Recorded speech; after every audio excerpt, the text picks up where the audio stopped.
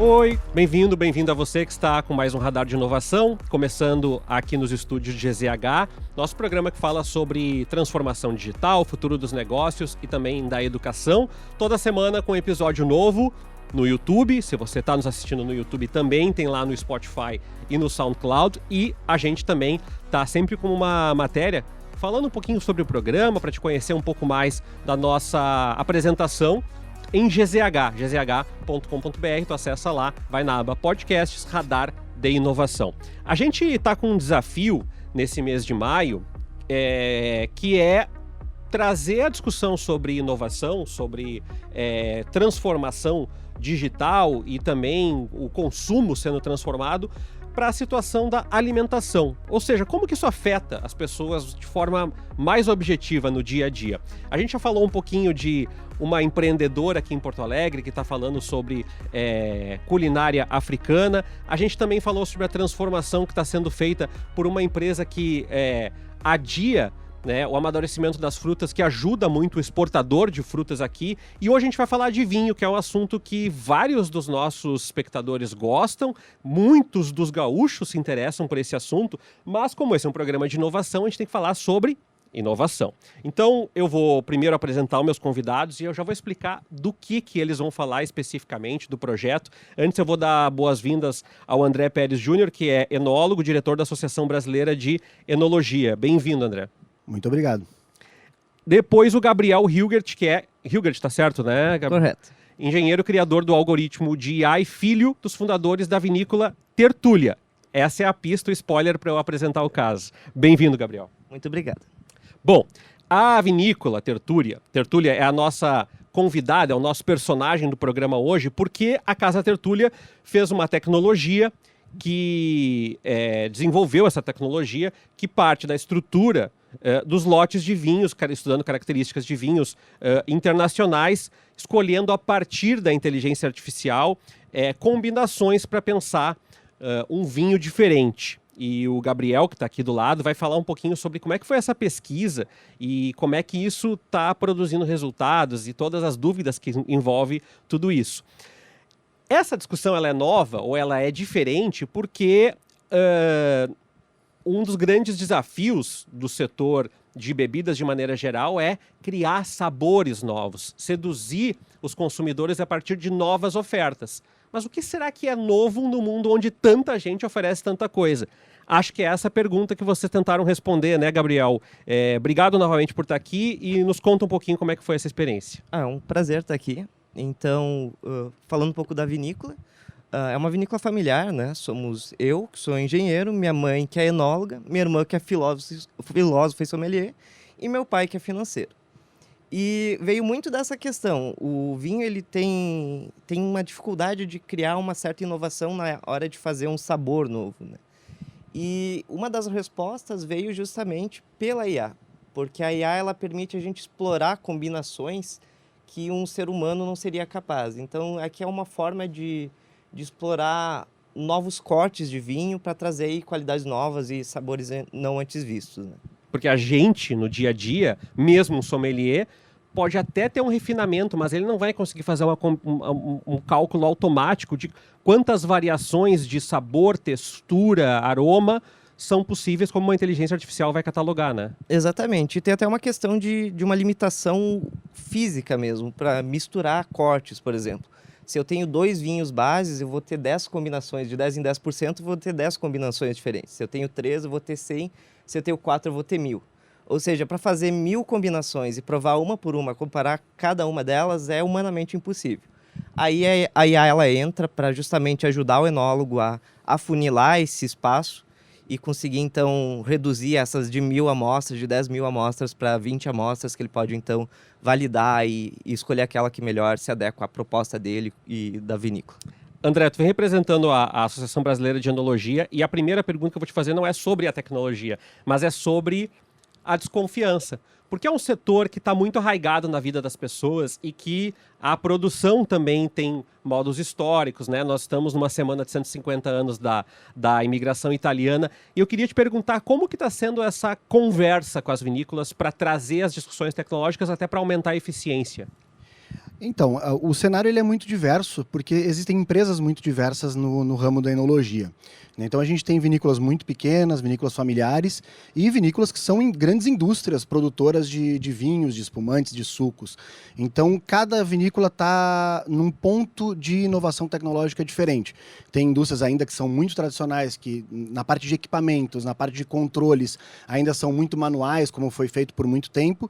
E tem vinícolas que já estão entrando no chamado indústria 4.0, já começa a ter um controle completo de todas as suas operações, com sensores, com equipamentos, e, enfim, trazendo essa tecnologia de indústria mesmo, de uma indústria produtora, para dentro do seu parque fabril. Então são cenários bem diferentes. A inteligência artificial ainda muito nova, e num espaço de muita personalização ainda, né? Onde a gente está vendo que esse é o grande ponto da inteligência artificial, criar uma personalização e utilizar isso como uma ferramenta da forma que você quer. Obviamente que nos setores mais tradicionais, administrativos, controladoria, financeiro, isso já flui mais fácil, né? Porque todas as empresas têm esses setores e já estão criando essas ferramentas. Mas quando se fala na produção de vinho mesmo, ainda muito engatinhando, ainda muito no início de tentar entender aonde realmente a gente pode encaixar a inteligência artificial. Tem mais dúvida, mais rejeição, mais incerteza? O que tem mais no produtor de maneira geral sobre a IA e sobre essas novas ferramentas potenciais? Não, é realmente tentar entender aonde eu posso encaixar essa ferramenta, né? O exemplo que a gente vai ver do vinho da Tertúlia é um exemplo bem interessante que começa a dar algumas ideias, abrir visões de aonde eu posso encaixar. Por quê? O vinho é uma bebida humana. Ela é feita por humanos e feito para humanos, né? E você vai degustar esse vinho na sua casa com o seu nariz, com a sua boca, com os seus olhos, e com a sua experiência, com a sua memória, com o seu sentimento. Então, o vinho ele tem sim um lado que é muito científico, né? A enologia é uma ciência que busca exatidão, que busca estudar tudo, analisar tudo, quantificar tudo, mas tem um viés artístico na história toda também, né? E o momento da hora da elaboração dos cortes, que foi onde a Tertúlia mais trabalhou, é um lado que geralmente ele entra mais o lado humano, onde a gente vai criar uma espécie de obra de arte ali para ser apreciada para o consumidor. E aí nesse ponto a gente começa a tentar entender aonde ela pode encaixar, aonde ela pode ajudar. Gabriel, explica pra gente um pouquinho como é que funciona. Pensa assim, tu estando numa família que consome e sabe bastante sobre o assunto, para quem não é da área, não tem noção, como é que a inteligência artificial ajuda nessa operacionalização dos cortes e na combinação dos sabores, para quem não entende muito como é que funciona isso? Bem, a IA ela vai atuar como uma espécie de um sommelier virtual. Então, através da composição química do meu vinho base, eu consigo determinar a qualidade ou a nota sensorial que esse vinho teria numa competição. Isso é feito justamente através de análises químicas do produto, que então são comparadas com avaliações internacionais. A primeira etapa é essa, né? São duas etapas por trás dessa inteligência. A primeira etapa, então, é justamente esse sommelier virtual, e a segunda etapa é uma forma de otimização para justamente eu tenho meus vinhos bases, eu sei as qualidades dele, e eu consigo, então, simular misturas, calcular misturas de cortes diferentes, de proporções diferentes, e dessas, então, eu consigo testar milhares para, então, escolher as melhores. Então, é esse sommelier virtual atuando com um algoritmo de otimização que vão, então, reduzir esse espaço para para facilitar a validação desses vinhos pelo enólogo. Teu pai também ficaram desconfiado quando tu começou a fazer essa solução? Um pouco, porque essa ideia já é um pouco antiga, ela começou em 2016. E, na época, eu estava num laboratório de pesquisa de Alzheimer, e lá a gente usava a IA para preencher dados faltantes de clínicos. Então, o paciente falta uma avaliação, tem aquele dado em branco lá, e tem que preencher aquilo para usar. Na época tinha um interesse em determinar a progressão da doença, então se usava a IA para preencher essas lacunas e depois usar outras ferramentas. Bem, a ideia veio, vamos tentar usar isso para o vinho para aumentar a qualidade dele. Só que é justamente como tu fala, é uma coisa extremamente disruptiva, e graças agora ao boom da IA, teve uma abertura para esse tipo de tecnologia ser mais aceita, então, no mundo dos vinhos. André, a gente está falando aqui de uma disrupção mais revolucionária, digamos assim, porque envolve o produto. Mas a IA também pode ser usada em outras etapas do processo. penso aí na vinícola, na logística, por exemplo, né? Ou até mesmo em alguns custos operacionais, em tarefas repetitivas. Nesse sentido, já vinha sendo usada também. Nesse sentido, sim, as vinícolas mais interessadas, mais modernas, né, com o seu corpo administrativo e técnico mais moderno, já estava buscando essas ferramentas para auxiliar uma indústria como outra qualquer, né, que produz, que tem custos, que tem gasto de água, de energia, tem tudo isso envolvido e tudo isso pode ser, sim, ajudar a calcular esses custos. Então, já está entrando, né, sem dúvida, mas tem que entrar em indústrias que já têm uma base de dados muito interessante, porque esse é o principal ponto, né, da inteligência artificial, é como você está abastecendo de dados essa inteligência para te ajudar. Então, uma empresa que às vezes está muito arcaica nos seus controles, não vai conseguir tirar grande proveito disso. Uma empresa que tem, por exemplo, um programa de controle de manutenção dos equipamentos muito tabelado, muito ajustado, poder jogar esses dados para dentro de uma inteligência e entender onde você pode economizar, onde você pode melhorar alguma manutenção preventiva, corretiva, esse tipo de coisa, vai depender de quanto dado do seu negócio tu tem para abastecer. E no caso do vinho, também é um grande ponto, porque o vinho é uma bebida muito complexa nos seus compostos. A gente está falando hoje em aproximadamente 2.000 compostos diferentes que fazem parte do vinho. A gente tem análises físico-químicas básicas, que é um pouco do que o Gabriel colocou antes, que é utilizado para dar um direcionamento de qualidade no vinho, mas ele não é 100%. Né? Ainda assim, a degustação, o sensorial, ainda é a nossa melhor ferramenta para poder levantar esses 2.000 compostos de uma maneira que o ser humano vai entender eles, né? Que a gente vai entender na hora de degustar o vinho. Então, a gente trabalha assim com análises básicas, e aí depois se o Gabriel quiser colocar quais análises foram colocadas para aí, mas posso citar aqui pH, álcool, nível de acidez, nível de açúcar, diversas análises que a gente pode fazer num laboratório simples de qualquer vinícola tem. Mas eu posso ter defeitos num vinho, por exemplo, que estão na casa das microgramas por litro. E aquele laboratório simples não vai conseguir entender, não vai ter essa informação, e uma inteligência artificial sem ter essa informação não vai excluir esse vinho defeituoso do corte final, porque ele não tem a informação. Então, tem esses detalhes de que não é uma bebida muito simples, não é, a gente brinca, não é uma Coca-Cola que tem 4, 5 ingredientes, é uma bebida que tem muitos compostos e que são não mexíveis, vamos dizer assim, porque o vinho é uma bebida feita 100% com uva. A matéria-prima é uva e a levedura que vai atuar transformando essa uva em vinho. Se aquela uva tem as suas características, eu não tenho como mexer nas características dessa uva.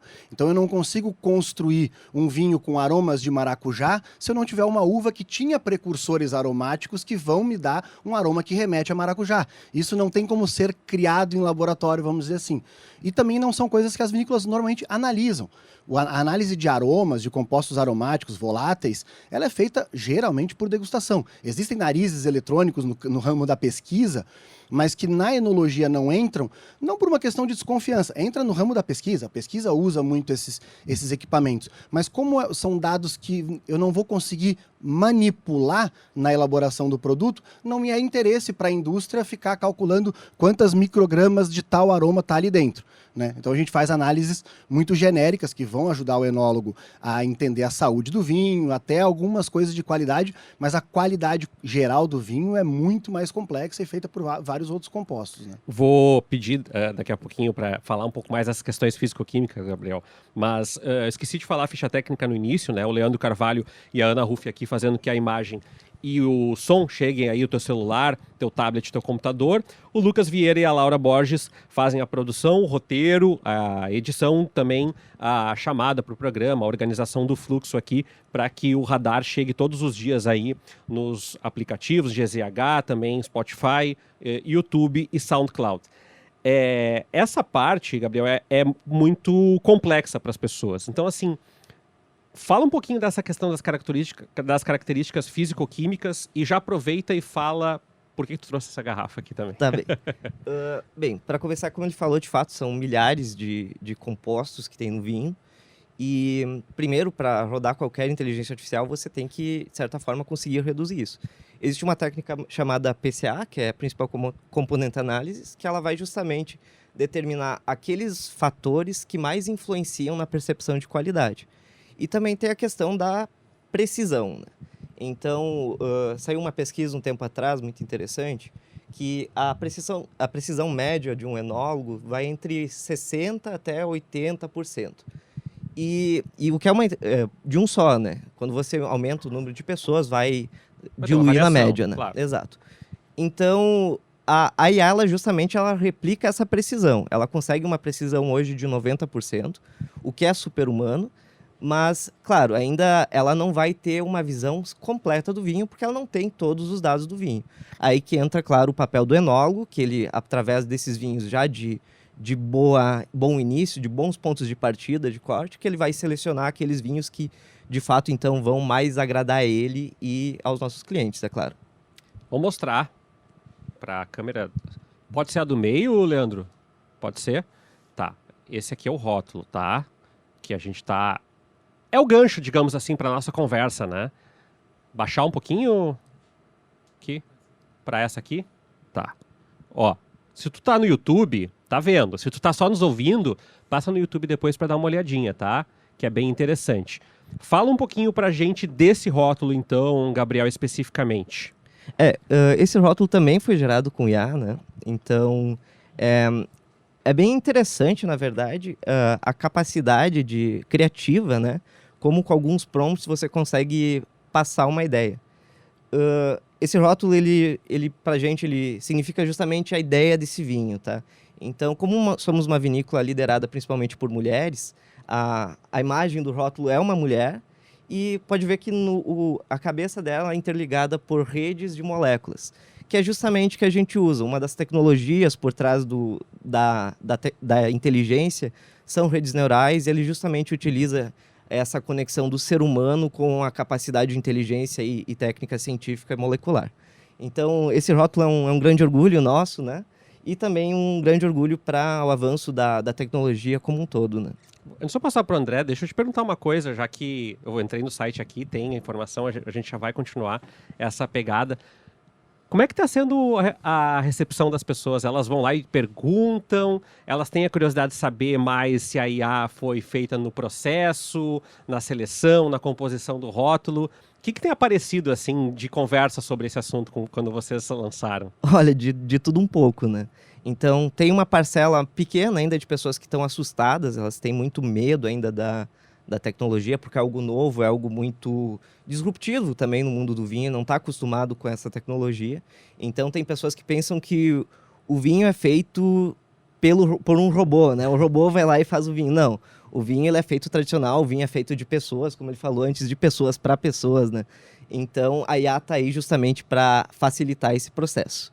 Então, tem essa abordagem, tem o pessoal que pensa muito como vai entrar a IA nesse produto, porque o pessoal está muito acostumado com a IA do ChatGPT, por exemplo, que são as LLMs, que é uma outra IA, ela é muito utilizada para geração de textos e tudo mais, mas ela é treinada justamente para isso, para texto.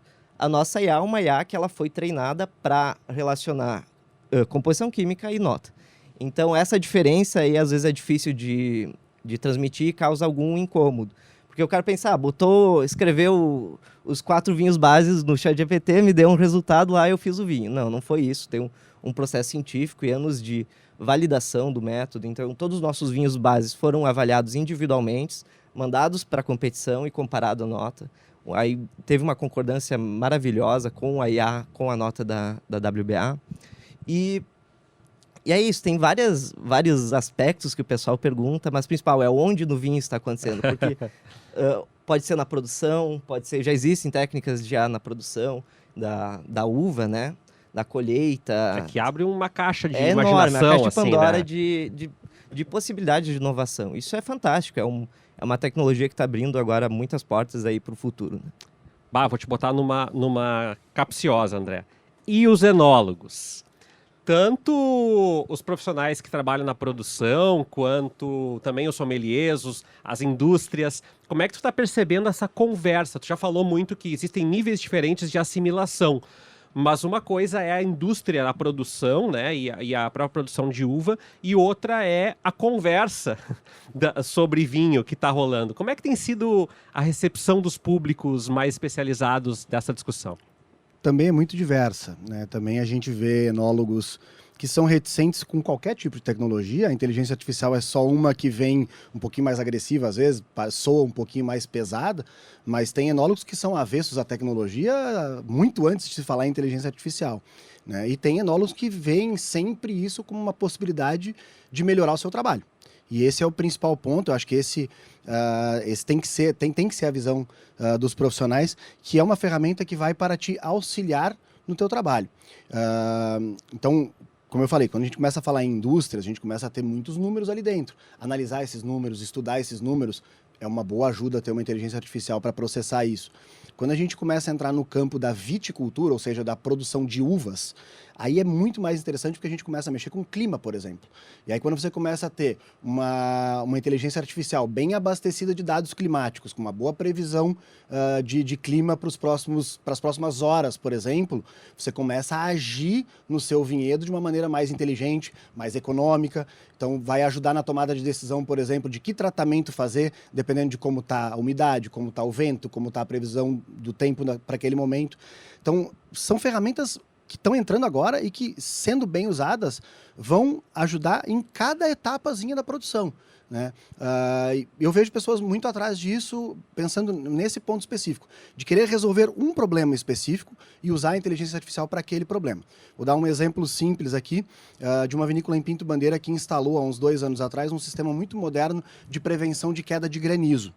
Então é um sistema muito preciso, que utiliza satélite, que utiliza um monte de tecnologia de previsão do tempo para, ao ter risco de granizo naquela área, acionar uma torre de emissão de ondas sonoras que afasta e destrói a formação do granizo, não deixa o granizo cair naquela região. Então, ter um supercomputador para calcular tudo isso e acertar, liga naquele momento que essa vai ser a hora que vai evitar a queda de granizo. Fazer esses cálculos, ter esses cálculos em tempo real, sem dúvida, uma inteligência artificial vai ajudar bastante. E aí, como esse exemplo, a gente pode pegar muitos outros. Acabei de perceber, como mau entrevistador, Gabriel, que eu falei da Casa Tertúlia, falei do rótulo, falei do corte, mas não falei onde é que está a Casa Tertúlia. Tu falou da tua família, da fundação, mas agora explica para o nosso público onde que vocês estão, como é que vocês trabalham, se vocês trabalham mais por e-commerce, como é que funciona? Bem, a Casa Tertúlia hoje ela está em 3 de maio, né? Nós somos da região chamada Alto Uruguai, do Rio Grande do Sul, que é uma região relativamente nova na produção de vinhos. Fica próximo aí à fronteira com a Argentina. Então, além de um terroir novo, nós temos aí uma nova proposta, sempre a ideia de trazer coisas novas aí para a enologia, tentar trazer mix de ideias diferentes para criar um diferencial. Desculpa, esqueci outra pergunta. A história um pouquinho da Casa Tertúlia. Ah, claro. A vinícola, nós morávamos em Caso Barbosa e minha mãe estudava enologia em Bento Gonçalves, né? E nessa época nós tínhamos as terras em 3 de maio e uma paixão, assim, por ter um negócio dos meus pais. Eles sonharam com isso a vida toda e finalmente, quando eles conseguiram, eles foram lá e abriram a vinícola, né? Então, já tem mais de 13 anos de toda a produção, projeto, plantio. E essa história, ela começou lá em 2013, mas só foi em 2016 por aí que nós abrimos as portas, que teve todo o projeto de construção e tudo mais. Mas a vinícola, todos os nossos produtos têm alguma história por trás deles. Por exemplo, nós temos a linha Nox, que ela é de uma história de uma luz dourada que existia na propriedade. Então, as pessoas diziam que existia ouro naquela propriedade, eles iam à noite lá cavar e procurar o tal do ouro, que sempre vinha aquela luz. E, de maneira engraçada, é onde hoje está o Parreiral. Então, de certa forma, Nox Aurea no latim é a noite dourada. Então, ela é uma forma também de trazer essa história e trazer ela como um vinho também. Eu estou vendo aqui, acessando o blog de vocês, que tem alguns conteúdos, que vocês têm apresentado esse rótulo também fora. E também imagino que apresentando a região também, porque, como tu falaste, as pessoas pensam muito na Serra, de maneira geral, aí tu tem um pouquinho daquele recorte ali da região de Santana do Livramento, mas também, de certa forma, vocês acabam empunhando a bandeira da região também, de alguma forma. Com certeza, é também um diferencial, né? Uma novidade no vinho também. E foi em Buenos Aires que a gente fez esse lançamento E o que é um pouco assustador, né? Porque a Argentina é um dos maiores produtores de vinhos que temos aqui, né?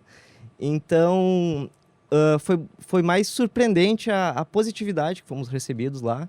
Então, o pessoal tem muito interesse lá em conhecer o vinho brasileiro, conhecer essas regiões novas, conhecer o vinho novo. Então, foi muito bem recebido aí. André, uma questão que a gente estava comentando aqui agora, e tu tocou muito bem nesse ponto do granizo, que era uma pergunta que eu tinha deixado mais para o final, porque eu acho que é para vocês dois.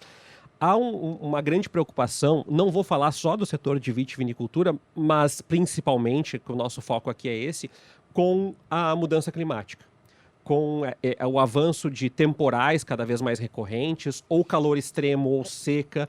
E imagino que a tecnologia venha também para auxiliar não só a preservação, mas também para poder dar previsibilidade para o produtor. E eu queria perguntar para vocês como é que vocês, começando por ti, André, como é que tu tem sentido essas conversas, se isso já é uma grande preocupação do setor, ou se tu percebe que isso ainda está junto com outras demandas que estão acontecendo.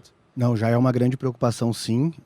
Nós viemos agora de anos muito extremos na produção de uva. Nós tivemos, por exemplo, safra 2020 2022, com qualidade excelente, uma ótima quantidade de uva no parreiral, então bom para o produtor, bom para a indústria, 2 anos maravilhosos. Em compensação, no meio disso, a gente teve um ano com uma produção que caiu pela metade devido a chuvas fora de hora, devido a excesso de chuva, principalmente na etapa da floração, e anos em que agora 2025, por exemplo, um ano de muito calor, com noites quentes, e que foi um desafio logístico para as empresas, para as grandes indústrias no Brasil, porque a uva amadureceu toda muito rápido. De uma forma muito rápida, a gente teve que concluir a safra para não perder qualidade, né? Então tem que acelerar porque o calor está extremo, a uva está passando do ponto de colheita e a gente teve que acelerar bastante. Então toda a capacidade logística das indústrias para receber essa matéria-prima foi bem complicado. Então entra um pouco naquela ideia de ter dados para analisar, né? Então ter estudos para desenvolver. Então, por exemplo, a gente tem visto parcerias com várias universidades, a Universidade Federal de Santa Maria, por exemplo, que faz um trabalho na parte de agronomia muito forte, tem ajudado várias vinícolas a começar a levantar dado, porque a gente não pode ter a mudança climática como um achismo. A gente tem que ter número, a gente tem que ter dado, e aí poder, com esses dados, saber como agir. Então ainda tem muitas empresas, enólogos, pessoas do meio que estão pensando, isso aí é normal, um ano é mais quente, o outro ano é mais seco. Não é, a gente está vendo que está muito fora do normal e aonde vamos chegar, quais vão ser os próximos anos para tentar entender que uva eu posso plantar, que uva eu devo investir, né? Aí pensando em capital mesmo, né? Porque a gente sabe que a uva, ela tem uma coisa muito específica na parte da agronomia, que você demora muito para colher o seu resultado. Então você vai implementar um vinhedo, é um investimento muito alto, que você vai começar a colher esse resultado daqui 5 anos. E se daqui 5 anos o clima daquela região não tiver mais interessante para aquela uva que você plantou? Como é que você vai fazer? Vai perder tudo, começar tudo de novo? Então existe sim uma preocupação, uma tensão muito grande e só vai resolver com muito estudo em cima de entender por que a Serra Gaúcha é tão diferente da campanha. A gente está a 400 quilômetros de distância. A safra de 2025 da Serra Gaúcha foi completamente diferente em quantidade e qualidade do que foi a safra da campanha gaúcha nesse ano, por exemplo. Então a gente não consegue mais nem falar que, não, 2025 foi uma safra X. Aonde? Em que parte do Rio Grande do Sul? Como foi o clima? Chovia na campanha e não chovia na serra, coisa que nunca aconteceu, era sempre o contrário, chovia na serra e não chovia na campanha. Então, essas mudanças estão sempre no radar e preocupando bastante. Estão acontecendo. Vocês sentiram também, Gabriel, a recorrência desses eventos? Vocês estão numa terceira região que tem uma outra incidência. A gente sempre fala muito do Alto Uruguai aqui, com o calor extremo recorrentemente aqui na 0 Hora. E eu queria perguntar se vocês também têm acompanhado essa recorrência de fenômenos nos últimos anos. Aí. Sim, certamente. Os últimos anos foram mais intensos, né? Também, por sorte nossa, nós também não fomos afetados aí por os últimos grandes acontecimentos, como as enchentes aqui. Mas certamente, todo dia, é só você sair de casa que você percebe como está sendo impactado o clima, né? E como isso varia ao longo do tempo. E isso influi no negócio de vocês, no planejamento de negócio também. Com certeza. E ter técnicas para prever isso, de previsão de tempo, previsão de colheita, previsão... todo tipo de previsão é bom porque te dá uma segurança na hora de fazer o projeto. Então, com certeza, são necessárias, estão cada vez mais necessárias.